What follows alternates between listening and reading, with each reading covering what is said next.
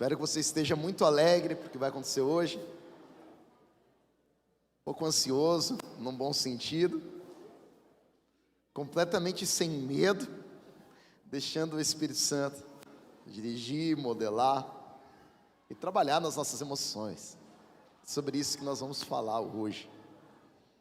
Para quem não assistiu, Divertidamente é um filme onde há uma protagonista chamada Hayley, né?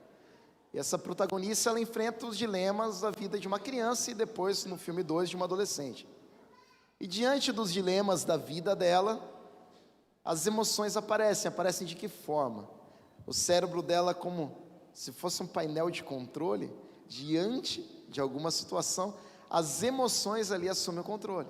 De repente, a alegria assume o controle, a alegria é predominante no primeiro filme. A alegria assume o controle depois de uma certa situação mais complicada, né? Mais triste, a tristeza vai lá e assume o controle, a raiva assume o controle. E é uma analogia muito interessante, baseada na psicologia moderna, de como que nós enfrentamos a nossa vida. De repente você está diante de uma situação e vem aquela raiva mesmo, e parece que aquela raiva está no painel de controle da sua mente, não é verdade? Então a analogia que eles bolaram aí foi muito inteligente. Ou a tristeza, você é dominado pela tristeza, dominado pela alegria. Eu gostaria de aproveitar tudo isso, como nosso bom mestre Jesus, usando de analogia, aproveitar que a gente tem essa obra, né?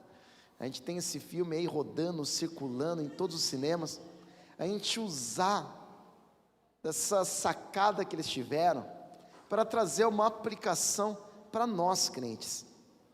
Se você sentar lá como um crente, e assistir o filme inteiro, 1 e o 2, o que seria diferente para você? Haveria alguma mudança? Ou realmente é igualzinha? A vida do crente, como a vida da Hayley, como a vida do João, do Zé, do Antônio, é completamente igual.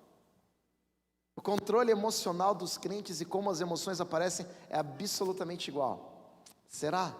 A gente precisa entender isso biblicamente. Primeiro, eu vou fazer um pano de fundo com vocês, mostrando cada um desses personagens aqui, que são as emoções, mas um direcionamento ruim dessas emoções. Como que essas emoções, elas podem ser ruins? E aí a gente vai começar pela alegria. E a alegria é mais difícil, a alegria ser ruim, não é, gente? A alegria é uma coisa tão boa. Olha lá, Provérbios 14, verso 13. Mesmo no riso, o coração pode sofrer e a alegria pode terminar em tristeza. Pode ter aquela alegria que na verdade é uma fachada. Vocês já viram nos noticiários a quantidade, mas eu não estou falando um ou outro, a quantidade de humoristas depressivos. Eles fazem todo mundo rir, eles riem, mas aquela alegria é uma fachada. Mas pode ficar pior. Essa emoção, ela pode ser muito confusa e ser despertada de uma maneira assim, tão vil, tão feia. Olha só, um momento de alegria aqui. Fizeram uma coroa de espinhos, colocaram em sua cabeça, puseram uma vara em sua mão direita e ajoelhando-se diante dele, zombavam. Essa palavrinha é tirar um sarro no bom português, fazer gracejos, num português mais clássico, fazer uma brincadeira. Eles torturavam Jesus e se alegravam enquanto torturavam Jesus. Então a alegria, ela não é uma emoção confiável. Salve, rei dos judeus, cuspiram nele, tirando-lhe a vara, batiam-lhe com ela na cabeça. Depois de terem, novamente, essa palavra aparece 2 vezes, e ela no Velho Testamento, ela é uma palavra para mostrar pessoas más. Não se assentem, como diz no Salmo 1, na roda dos zombadores. Tiraram-lhe o manto e o vestiram-lhe suas próprias roupas, e então o levaram para crucificá-lo. Então, enquanto eles batiam, eles torturavam Jesus, o coração deles ficava alegre. Eles sorriam, eles brincavam. Meu Deus, a alegria pode fazer isso? A alegria pode ser assim? Pode. E a tristeza? Tristeza é fácil falar mal de tristeza, né? Vamos lá, vai ser bem mais rápido. Olha o salmista: misericórdia, Senhor, estou em desespero, A tristeza me consome a vista, o vigor e o apetite. Não dá vontade de ver nada, de fazer nada e de comer nada. Minha vida é consumida pela angústia, os meus anos pelo gemido. Minha aflição esgota as minhas forças e os meus ossos se enfraquecem. Olha o que a tristeza pode fazer com a gente. Ela pode derrubar, como ela pode arrebentar com qualquer um. Outra emoção, a raiva. Essa é fácil falar mal, né? Direto a gente fala mal dela. Não permita que a ira domine depressa o seu espírito, pois a ira se aloja no íntimo dos tolos. O irascível, aquele que arruma briga em todo lugar, de toda maneira, na verdade o que ele é? Ele é um tolo. O que está alojado dentro do coração dele revela a sua tolice, revela a sua estutícia, revela a sua estupidez. Manifestar a ira não é ser o machão, não é ser o mais esperto, não é ser o dominante. Manifestar a ira, segundo a palavra de Deus, é ser um tolo. Continuando, o medo. Você sabia que o medo pode virar um espírito? Essa emoção, ela pode não ser apenas uma emoção, ela pode ser muito sadia. É o medo que evita a gente andar 200 km por hora na rodovia, né? Às vezes nem o medo evita.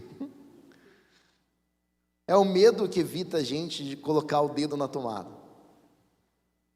É o medo que evita a gente comer um alimento estragado. Não é? Você já viu aquilo? A pessoa era roubada direto, né, na geladeira. Quem vive em família sabe disso, né? Você foi lá, comprou aquela coisa, comeram tudo. Na hora que você foi comer não tinha. E aí ele pegou e falou assim, né? O cara escreveu na geladeira: e os jogos se iniciaram. Um desses iogurtes está estragado e você não sabe qual. Nunca mais comeram nenhuma comida dele. O que é isso, gente? O medo. Vai que você pega o estragado, né? Você não sabe. Mas esse medo bom, ele pode virar um espírito. Ele pode te dominar. O espírito no sentido de que aquilo se torna a tua maior identidade e até mesmo um espírito maligno. E aí diz assim a palavra: pois Deus não nos deu um espírito de medo, porque o medo aprisiona. Eu tenho medo de dirigir, eu tenho medo de sair de casa, eu tenho medo de abrir a porta, eu tenho medo de fazer uma prova, eu tenho medo de fazer uma entrevista, eu tenho medo de conversar. Isso daí é um espírito demoníaco, não é? Mas Deus nos deu o espírito de poder, de amor e de equilíbrio. Glória a Deus. O nojinho. Olha essa história, gente, que interessante. Vocês lembram de Naamã? Eu não sei se ele ficou com nojinho ou se ele era tão orgulhoso que ele preferia uma recepção melhor do profeta. Mas se ele queria uma recepção tão boa, ele era meio nojentinho também, não era? Ele queria aquela pompa, tudo isso.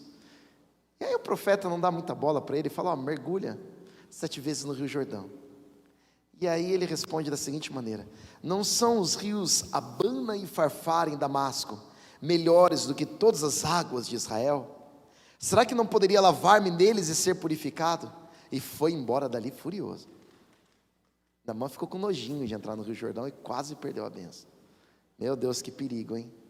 Não olha para o seu irmão nojentinho agora. Aí. Vergonha. Na hora que eu olhei para o irmão nojentinho, deu uma vergonha, pastor, né? Vergonha. Olha só, vergonha, a Bíblia pega pesado, gente. Olha só. Se alguém se envergonhar de mim e das minhas palavras, Jesus falando, o Filho do Homem se envergonhará dele quando vier em sua glória e na glória do Pai e dos santos anjos. Meu Deus do céu, a vergonha pode te levar à perdição eterna. A gente não pode ter vergonha de Jesus. Se a gente tiver vergonha de Jesus, Jesus vai ter vergonha da gente. Olha que sentimento perigoso. Outro sentimento: ansiedade. Eu acho que quem não é ansioso que atire a primeira pedra, né? Muito difícil não ser ansioso. Olha essa história aqui, fantástica. Tiago e João, filhos de Zebedeu, aproximaram-se de Jesus e falaram: mestre, queremos que nos faça o que vamos te pedir. Eles vão pedir uma promoção. O que vocês querem? Eles responderam: permite que na tua glória nos assentemos, um à tua direita e outro à tua esquerda. Ansiosos, né? Não tinha nem começado nada ainda, eles já estavam o quê? Pedindo promoção. Você que é empresário, você tem funcionário assim? É? Segundo dia de treinamento, pode ter um aumento, aí pode ter uma promoção. Todo mundo é ansioso, né? Vamos fazer faculdade. Qual faculdade que é mais rápida? Tem uma faculdade lá de 3 meses. Vai ver, você vai aprender muito, a carreira vai ser top, confia, né? Método para aprender violão em 1 semana. Você vai aprender tudo. A gente tem uma ansiedade, a gente é movido por essa ansiedade. E aqui é a mesma coisa. Tiago e João pressionando Jesus. Ela falou, Jesus, e aí? Qual vai ser? Inveja. Gente, dá uma olhada comigo. Não é assustador esse versículo? O furor é cruel e a ira impetuosa, mas quem poderá enfrentar a inveja? Que a gente poderia abrir um outro filme chamado Branca de Neve, ia ser sensacional, não é? Meu Deus do céu. Olha o perigo da inveja, como a Bíblia coloca, não é nada assim que nós possamos dizer, uma invejinha, não, é uma coisa terrível. Aqui está dizendo que é mais difícil enfrentar a inveja do que a ira. O tédio. Essa do tédio, gente, olha só. O povo, ao ver que Moisés demorava a descer do monte, juntou-se ao redor de Arão e lhe disse, estamos sem fazer nada? Venha, faça para nós deuses que nos conduzam, pois a esse Moisés, o homem que nos tirou do Egito, não sabemos o que lhe aconteceu. Meu Deus, estavam entediadinhos, resolveram fazer um ídolo. Olha o perigo, né, gente? Não fique sem fazer nada, olha o perigo do tédio. Do tédio não saem coisas boas, né? Do tédio saem coisas ruins, do trabalho saem coisas boas. E aí nós chegamos nesse ponto.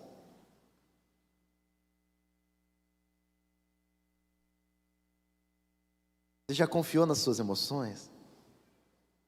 Crente tem uma coisa que só para a gente que é crente, tá? Não vamos contar para mais ninguém. Crente tem um ditado, quase que um lema, um bordão, um estilo de vida assim. Você sentiu paz no seu coração? Tá tudo bem. Vocês já ouviram isso? E aí tem base bíblica, porque crente bom sabe fazer heresia com base bíblica. A base bíblica é a seguinte: a paz seja o árbitro em seu coração. E a pessoa, não, eu fiz. A pessoa fez uma coisa terrível. Ela vem falar para você, eu fiz, pastor, mas o meu coração tinha paz.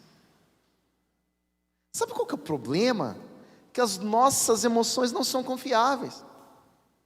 Sabia que a maioria dos assassinos, né, depois de uma certa quantidade de homicídios, eles têm paz para cometer um assassinato? Eles fazem aquilo com tranquilidade. Você acha que um político corrupto, sujo, desses que nós temos aí, vocês acham que eles têm algum incômodo enquanto eles estão prejudicando a nação? Uma palavra de Deus diz: a consciência está cauterizada. O que está dizendo sobre a paz ser o árbitro? Se nós temos uma situação difícil, gente, de convivência, a gente sempre vai priorizar pela paz. Isso é sábio. Essa é a melhor escolha, claro. Mas agora não está dizendo que o meu sentimento determina certo e errado. Quem determina certo e errado é a palavra de Deus, a moralidade que vem do Senhor. Porque um coração é mais enganoso que qualquer outra coisa, e sua doença é incurável. Quem é capaz de compreendê-lo? Então a gente tem o costume no Brasil de falar assim: aquele lá é tão mal, mas tem um bom coração. Aí eu fico pensando, se o coração dele fosse ruim então, hein? Imagina. Ele fez isso, ele traiu a mulher, ele bateu na mulher, ele chutou o cachorro, ele fez... Mas ele tem um coração que você não imagina. Fala, não, eu imagino sim. Eu imagino sim, dá para imaginar pelas atitudes, dá para ver. E nós temos aqui na nossa cultura, que não havia na cultura bíblica, uma divisão entre razão e emoção. Você tomou uma decisão racional, você usou seu córtex pré-frontal, né? Os nerds falam. Sei lá o que é isso, e talvez aqueles que falam também não sabem, né? Tirando os médicos. Nossa, você foi lá muito, muito sábio, você tomou uma decisão ali, meu Deus. Aquele lá não é emocional. Então emocional é aquele que é ruim. E aí racional é aquele sábio que faz a coisa ponderada. E quando nós vamos para o Velho Testamento, para a cultura bíblica, até para o Novo, você não tem essa divisão. É tudo junto. O corpo, gente, o nosso corpo grita pelas emoções. Quando você ama alguém, o que você faz para a pessoa? Eu amo vocês, gente, ó. Todo mundo aí, um coraçãozinho. Ninguém fez de volta, mas tudo bem, né? Deus me corresponde. Amém, glória. Obrigado, Senhor. Faz um coração. Quando você está com fome, né? Você está ansioso. Gente, eu estou ansioso. Eu estou com frio na barriga. A emoção, gente, ela é visceral, ela faz parte do nosso corpo. É muito difícil a gente separar emoção de razão. Essa tentativa moderna aí é uma tolice. A emoção e a razão, elas vão estar andando juntas. É interessante no filme que mostra isso. Onde estão as emoções? Na mente. As emoções estão se manifestando lá na mente. E aqui quando fala do coração, está dizendo sobre as nossas emoções, as nossas motivações. Elas não são confiáveis. Uma hora nós amamos uma coisa, outra hora nós amamos outra. Uma hora nós ficamos com raiva de um político, outra hora nós ficamos com raiva de outro. Meu pai tem vários amigos ali no Face, ele fala, fulano de tal era petista roxo, hoje é bolsonarista roxo. O coração dele foi trocando. Você acha um coração desse confiável? Não. Quem for bolsonarista vai falar, ele achou, né, a paz. Mas, gente, o nosso coração não é. Amanhã pode ser petista de novo. Deus tenha misericórdia, amém, né? Então sempre tem essas inclinações, não dá para confiar no coração. Mas e aí, como que eu me viro em relação às minhas emoções? Olha só o que diz a palavra de Deus. Darei a vocês um coração novo. Glória a Deus. Não dá para a gente discutir emoções sem discutir a fonte das emoções. E a fonte das emoções para a Bíblia é o coração. Mas o coração para a Bíblia não é só emoção. O coração é a essência do ser. O coração é emoção, é razão, andando tudo junto. E porei um espírito novo em vocês. Tirarei de vocês o coração de pedra. O que é esse coração de pedra? É o coração que não recebe aquilo que vem de Deus. E lhes darei um coração de carne, porei o meu espírito em vocês, os levarei a agirem segundo os meus decretos e a obedecerem fielmente as minhas leis. Ou seja, a tua motivação vai mudar quando o teu coração for mudado pelo Espírito Santo de Deus. A tua alegria vai ser diferente, o teu medo vai ser diferente, a tua raiva vai ser diferente, o teu nojo vai ser diferente. Então, quando nós pensamos no filme, em toda aquela ação onde as emoções estão ali disputando espaço, nós temos que pensar da onde estão vindo as nossas emoções, o que nos faz ter alegria, como que está nosso coração. E você vai entender isso melhor. Olha só, gente. Vocês já viram essa imagem publicada em algum lugar? Ela é fofa, não é? Inteligência artificial faz cada coisa, ninguém achou, mas eu achei, né? Que imagem legalzinha, Jesus ali com as emoções e tal. Eu vou dizer uma coisa para vocês, eu não gosto muito dessa ideia que está nessa imagem. Por quê? Porque parece que Jesus, ou ele é uma das emoções, então você está, eu estou alegre agora, eu estou triste, agora eu estou Jesus. Ufa, ainda bem, hein? Hoje é domingo, hoje eu estou Jesus, né? Daqui a 2 semanas nascer, então eu estou muito Jesus, né? Você está alegre, está triste, está com medinho, está com dor. Não, hoje eu estou Jesus, Jesus está coordenando, né? Faz a gente ser religioso. Ou o segundo ponto, a gente minimiza Jesus. Jesus vira um juiz de futebol. Alegria, vem para cá. Não, alegria agora não. Agora medo, vem. Ele vai, não, ele está indo para o mundo, não, está indo para o inferno, vem medo. Aí Jesus vai lá e coloca o medo para agir. É isso. Jesus é um técnico ali, é um coach que está mandando entrar, sair, coordenando as emoções, está lá no painel. Eu creio que nenhuma dessas funções, ela diz respeito a um rei, ela diz respeito ao Todo-Poderoso, ela faz jus àquele que derramou o seu sangue precioso por nós. Não faz. Por ele nos movemos, vivemos e existimos. Tudo foi criado por causa dele. Sem ele nada do que foi feito se fez. Ou seja, as coisas vêm a partir dele. E antes dele partir, ele diz assim: eu mandarei o Espírito Santo. O que o Espírito Santo faz? O Espírito Santo trabalha novas emoções em nós. Então Jesus não é igual essa imagem aqui, mais um tentando controlar tudo. Jesus é aquele que vai fazer surgir novas emoções em nosso coração. Jesus é aquele que vai chegar nesse comando e vai falar: eu não sou mais um aqui, eu sou rei, eu não disputo espaço com vocês nem com ninguém. Ele não disputa espaço com o teu medo, com a tua ira, com a tua tristeza, nada disso é páreo para ele, comparável a ele. Ele é soberano. Quando ele chega no lugar, tudo tem que ir embora, tudo tem que sair. Depois que tudo vai embora, ele começa: Espírito Santo, vamos começar a fazer surgir coisa nova aqui. Agora a alegria que vem de Deus, o medo que se torna temor que vem de Deus, a ira pelas coisas que não são de Deus, tudo começa a mudar, tudo começa a ser restaurado. Ele não é uma das coisas, ele é o princípio e o fim de todas as coisas. Ele é o nosso Cristo, ele é o principal. Glória a Deus, aleluia. Amém, Jesus. E quando Jesus viu o Espírito Santo, o que o Espírito Santo faz? Fruto. E o fruto, ele também não é parecido com uma emoção, ele é só amor, alegria, paz, paciência, amabilidade, bondade, fidelidade, mansidão, domínio próprio. O que é isso, gente?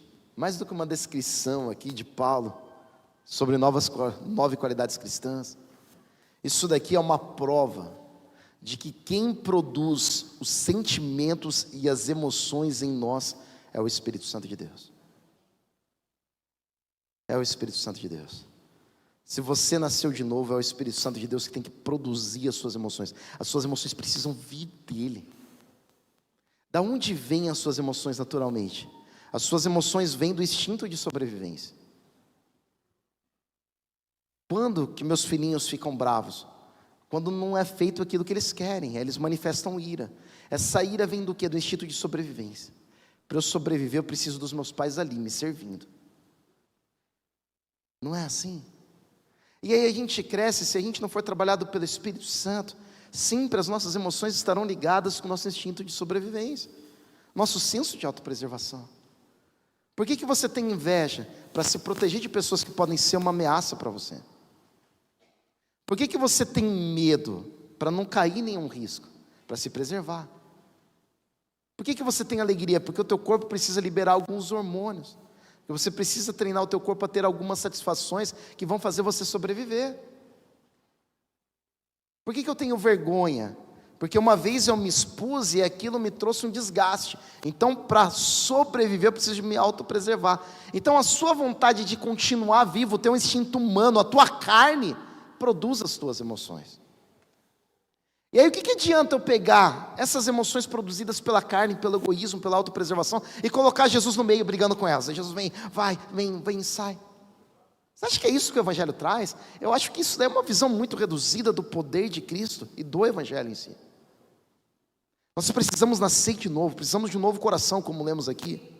E aí, quando nós nascemos de novo, as nossas emoções não surgem do senso de autopreservação. As nossas emoções surgem do amor que nós temos pelo nosso Cristo. Olha só Paulo dizendo: nós amamos porque Ele nos amou primeiro. Então, a partir daquilo que Ele faz, nós respondemos esse amor. Nós perdoamos porque Ele perdoou, nós amamos porque Ele nos amou, nós nos alegramos porque nós satisfazemos a glória e a graça dEle. E olha o senso de autopreservação dos discípulos. Qual que era? Era zero.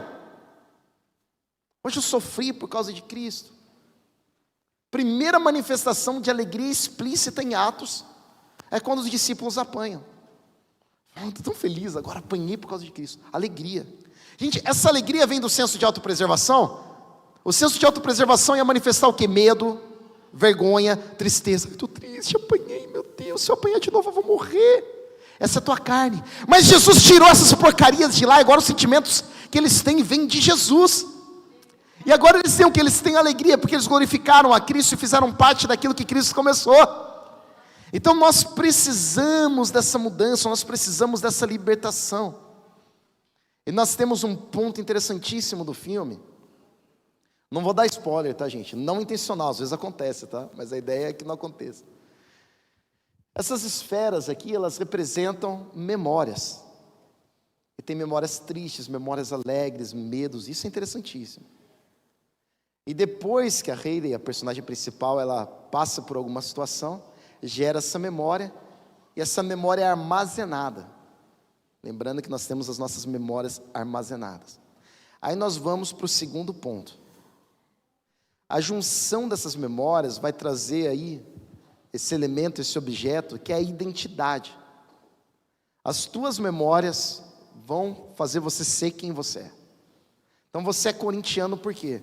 Porque você lembra do que é sofrer, né? Você tem a memória ali, veio, né, para você. Então isso faz parte. Você lembra que você é crente por quê? Porque semana passada você veio na igreja também, né? As nossas memórias vão fazendo a nossa identidade, vão formando a nossa identidade. Então as memórias aí ocupam um lugar importantíssimo. Isso daqui já é desde o Freud, desde o início, né, da psicanálise, da psiquiatria, da psicologia. O Freud dizia que aquele que sofre, ele sofre de reminiscências, ou seja, daquilo que ficou resolvido ou mal resolvido no seu passado. Os traumas geralmente são coisas que a gente não consegue lidar, que o nosso inconsciente foi lá e escondeu. Por isso que você vai lá no terapeuta e fala, até ele mapear tudo aquilo.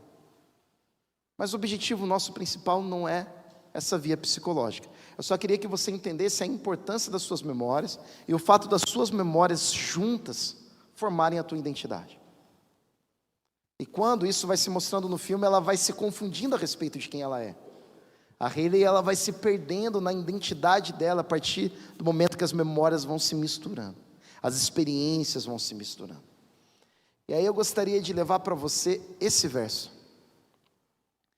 Mas não coma da árvore do conhecimento do bem e do mal, porque no dia em que dela comer, certamente você morrerá.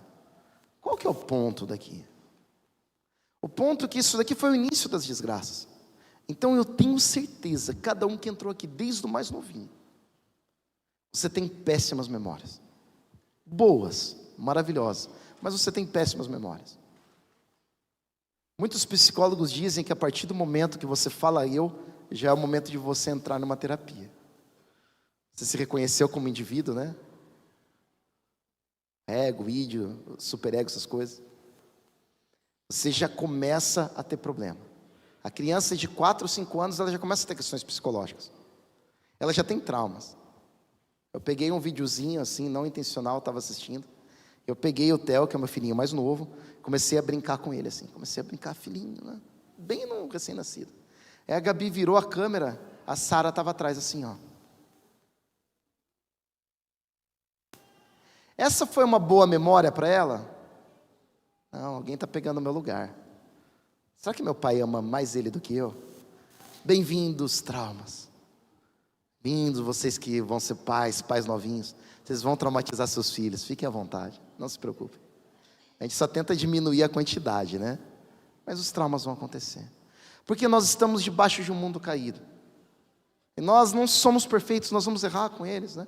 Não intencional, mas uma hora ou outra nós vamos errar. E se nós ainda não errássemos, eles vão frequentar uma escola, eles vão ter um trabalho, eles vão ter amiguinhos que vão virar a cara para eles vão ter várias memórias ruins, essas memórias ruins vão sendo construídas e vão destruindo a identidade deles. Vão destruindo a noção de quem eles de quem eles são. Um dia minha filhinha já pequenininha chegou, pai, eu sou linda mesmo? Porque um amiguinho falou que eu não sou. Ah, vou matar esse amiguinho, filha, relaxa.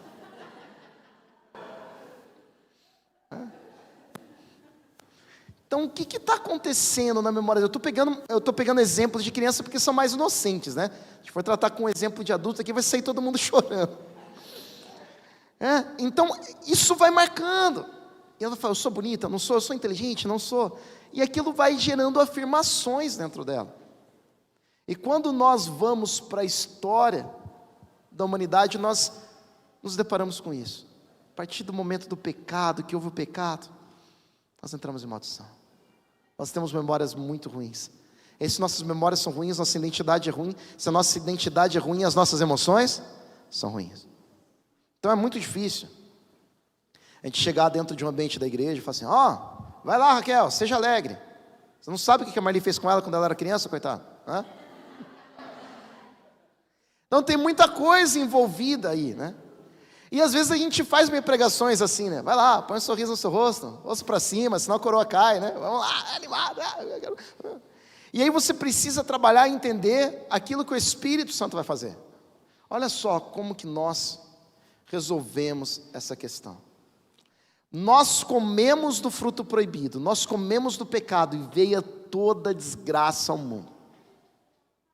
Mas aí Jesus resolve isso e ele diz: olha, na Santa Ceia, no pão, isto é o meu corpo dado em favor de vocês, façam isto em memória de mim. O que Jesus está dizendo? Vocês comeram do pecado e toda essa maldição chegou até vocês, vocês vão comer de mim, onde abundou o pecado, abundou a graça, aleluia, glória a Deus. Estão vendo a centralidade de Jesus? Glória a Deus, amém, Senhor. Ou seja, Jesus não é aquele lá que está disputando com as emoções, Ele é tudo. Vocês perceberam como Ele é central? E o que Ele está falando aqui? Ele fala de comida e Ele fala de memória. Ele fala de memória. O que Jesus está fazendo? Ele está restaurando a tua memória, porque restaurando a tua memória, Ele restaura a tua identidade. As nossas memórias agora são construídas a partir da nossa experiência com Cristo, porque nós comemos dele, nós recebemos dele, e isso é precioso, é isso que nos muda. Então ceiar, comungar, vir à igreja, ler a Bíblia, todas essas disciplinas espirituais, é geração de memória, é libertação, é transformação, para que todas as emoções de autopreservação vão embora e o Espírito Santo produza emoções que venham dele. É essa a sacada que a gente precisa ter. Como que a nossa mente funciona, como que é o divertidamente pro crente. E aí eu vou dar exemplos bem práticos para vocês, desses sentimentos agora, sendo produzidos pelo Espírito Santo. Eu mostrei como eles podem ser errados, agora eu vou mostrar como que é um tédio ou uma indiferença produzida pelo Espírito Santo. Olha o irmão Paulo aí de novo. O que para mim era lucro, passei a considerar como perda por causa de Cristo. Mais do que isso, considero tudo como perda, comparado com a suprema grandeza do conhecimento de Cristo Jesus, meu Senhor, por quem perdi todas as coisas. Eu as considero como esterco. Se a gente for no original, aqui é uma palavrinha que vocês vão ficar assustados, né? Palavrinha, o M mesmo, né? Para poder ganhar Cristo e ser encontrado nele. Olha só, gente, glória a Deus. O que Paulo está dizendo? O meu passado, eu ser um funcionário público importante, eu ter dupla cidadania, ser um cidadão romano, ter um alto cargo, ter pessoas debaixo da minha liderança, ter dinheiro, ter status, ó. Isso entediava Paulo. Isso para ele era indiferente. As pessoas muitas vezes são entediadas com a palavra. Ah, mas eu vou ler a Bíblia. Gente, tedioso é uma vida sem Deus. Como diria o John Piper, ler a Bíblia não é chato, o Avatar é chato, né? A gente precisa virar essa chave, mas como que vai virar? Sem Espírito Santo não vira, sem um novo coração não vira. O mundo sem Cristo é indiferente. O que Paulo está dizendo? Tudo, ó, comparado com a suprema grandeza de Cristo, não vale nada. Continuando, alegria, mesmo não tendo visto, vocês o amam. Amam quem? Cristo. Vocês viram Cristo aqui, vivo, ressuscitado? Não, nós não vimos, mas nós o amamos, e essa palavra é para nós, por isso que eu amo esse versículo. E apesar de não verem agora, a gente não está vendo pessoalmente, nós cremos nele, e nós exultamos, mas não é com qualquer alegria, não é a alegria de quem come um lanche, de quem vê um filme, de quem torce para um time de futebol, é com uma alegria indizível e gloriosa. Não tem povo mais feliz do que o povo restaurado, do que o povo transformado, do que o povo que foi curado nas suas emoções por Cristo Jesus, tendo uma nova vida no Espírito. Não há. Pois vocês estão alcançando o alvo da sua fé, a salvação das suas almas. Isso deixa a gente bem alegre, isso deixa a gente bem feliz. Essa é uma alegria que vem do Espírito Santo de Deus. Vamos lá. Olha lá, tristeza. Gente, tristeza pode ser bom. Segura essa. Mesmo que a minha carta lhes tenha causado tristeza, não me arrependo. Paulo corrige a igreja fica triste. É verdade que a princípio me arrependi, pois percebi que a minha carta os entristeceu. Você dá uma bronca a alguém quando você puxa a orelha, né? A gente fica triste, a gente que é pastor, a gente fica triste. Ainda que por pouco tempo. Agora, porém, me alegro, não porque vocês ficaram tristes, mas porque a tristeza os levou ao arrependimento. Existe uma tristeza boa, existe. Continuando, pois vocês se entristeceram como Deus desejava. Tristeza tem espaço no coração do crente. E de forma alguma foram prejudicados por nossa causa. A tristeza, segundo Deus, não produz remorso. Mas a tristeza, segundo Deus, ou seja, existe uma tristeza, segundo Deus, uma tristeza produzida por Deus, ela leva, sim, a um arrependimento, que leva à salvação, enquanto a tristeza, segundo o mundo, produz morte. Encerrando, vejam que esta tristeza, segundo Deus, produziu em vocês. Olha o que a tristeza, segundo Deus, produz. Tem gente precisando ficar triste aqui, hein? Olha só, olha o que produz. Precisa se entristecer por causa do nosso pecado. Dedicação, desculpas, indignação, temor, saudade, preocupação e desejo de ver justiça feita. Aquele que não fica triste por causa dos pecados, aquele que não se entristece por causa do perdido, é porque ainda não teve um coração transformado pelo Espírito Santo e não tem uma emoção produzida por ele. Ira zelosa. E aqui, gente, muito cuidado. Porque 95% das vezes que aparece ira, seguido de ira está escrito ira do Senhor. Por quê? Porque Deus é o único que tem a capacidade de manifestar a ira de maneira justa. Eu tenho pouquíssimos exemplos, ou talvez nenhum. Não sei se você tem. Alguém que se irou e não se arrependeu depois, você tem? Mirei com a minha mulher, quebrei tudo, e foi legal. Que coisa boa. Irei com meu filho, arrebentei, joguei ele na parede. Tô feliz, hein? Que da hora. Você que a pessoa seja um doente, né? Não tem. Sempre a ira leva ao arrependimento depois, porque a gente não sabe manifestar a ira. Olha só, a vingança a Deus pertence. Você quer pegar uma coisa de Deus, você quer roubar Deus, você quer pegar a vingança que é dele. Deixa para ele. Mas existe um tipo de ira zelosa, uma indignação, igual essa de Paulo. Enquanto Paulo esperava por eles em Atenas, ficou profundamente indignado ao ver que a cidade estava cheia de ídolos. Então, você vê uma cidade cheia de ídolos, você fica indignado. Você vê o povo correndo para a idolatria, você fica indignado. Essa indignação do pecado é bênção, é alguma coisa que é produzida segundo o Espírito. Medo a gente troca por temor. A gente precisa ter reverência por Deus, a gente precisa ter temor por Deus, a gente precisa respeitar a grandeza de Deus. Uma nova teologia assim, muito de Jesus meu amiguinho, maravilhoso. Jesus é seu amigo, Jesus é seu pai, Jesus te abraça, Jesus te ama. E Jesus é Deus, Jesus é Kyrios, que significa Senhor absoluto de tudo. A gente não pode perder a perspectiva disso. O temor é o princípio do conhecimento. Olha só como o temor por Deus é importante.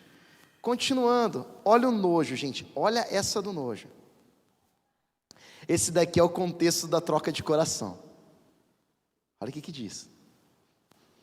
Então vocês se lembrarão dos seus caminhos maus e das suas ações ímpias e terão nojo de si mesmos por causa das suas iniquidades e das suas práticas repugnantes. Isso daqui se chama arrependimento genuíno.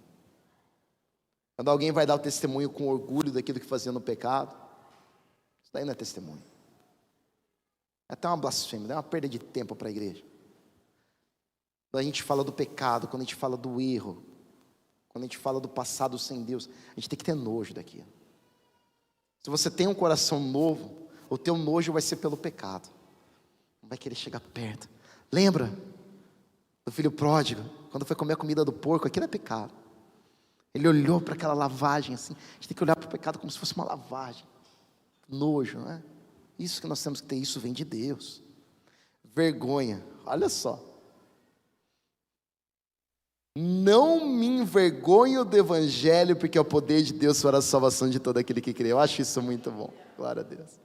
A gente não tem vergonha do Evangelho. A gente está vivendo uma nova fase em Deus. Olha a inveja. A inveja ela é uma cópia, não é? Querer copiar o outro. Você quer copiar alguém? Você quer invejar alguém? Você quer o que o outro tem? Se você está nessa linha ainda, você precisa de transformação. E quando você for transformado, você vai continuar querendo o que o outro tem, querendo ser o que o outro é. Mas esse outro vai ser Jesus Cristo. Está vendo como as nossas emoções elas são transformadas? Tornem-se meus imitadores como eu sou de Cristo. Apóstolo Paulo falando.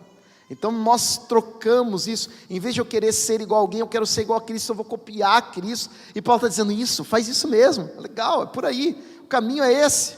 Ansiedade, não andem ansiosos por coisa alguma, mas em tudo pela oração e súplicas e com ação de graça apresentem seus pedidos a Deus, e a paz de Deus, que excede todo entendimento, guardará o coração e a mente de vocês em Cristo Jesus. Pegue esse conselho aqui que a gente já está encerrando. Finalmente, irmãos, tudo que for verdadeiro, nobre, correto, puro, amável, boa fama, se houver algo de excelente ou digno de louvor, pensem nessas coisas. O divertidamente para o crente é pensar nisso.